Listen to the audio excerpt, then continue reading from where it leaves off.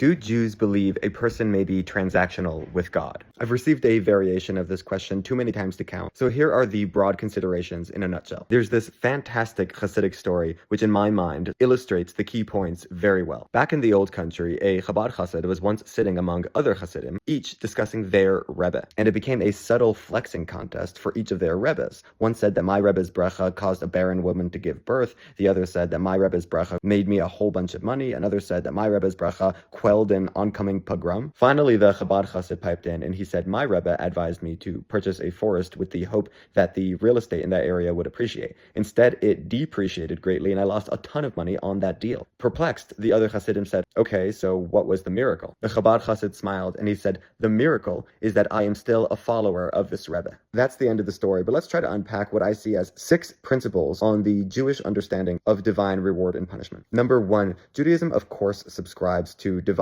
reward and punishment. In fact, it's one of only 13 of Maimonides' principles of faith. But in the ideal mentality, it's something a person knows, but isn't motivated to act well for. Number 2, the human concept of reward and punishment is extremely limited. What we may see as a reward for ourselves may in truth be a punishment, and vice versa. Most of God's rewards for us are not in the immediate material realm. Number 3, if a Jew should strive to not be motivated by reward and punishment, why does Maimonides include it in one of the foundational 13 principles of faith? Hasidism explains that it's critical for a person to know that these actions which God prescribed are so essentially good that they directly result in good. In other words, rewards should not be understood as God dangling a carrot if we act well, but rather us acting well creates the goodness that the human will later enjoy. Number 4, as we've said, one should endeavor not to be motivated by reward and punishment. But in a situation where one cannot motivate themselves with a deeper understanding, they should absolutely embrace that shallow mentality.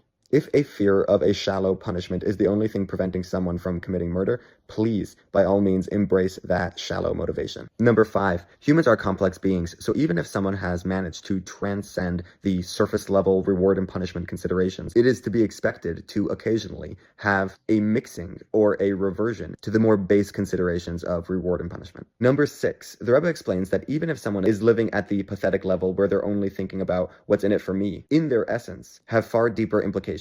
To give a metaphor, when a parent offers a child a lollipop if they do their chores, it's true that at the surface level, the child is doing it for the lollipop. But if one would zoom out, this is clearly a parental interaction which goes far, far deeper than that lollipop. So to summarize, may a person be transactional with God? Yes.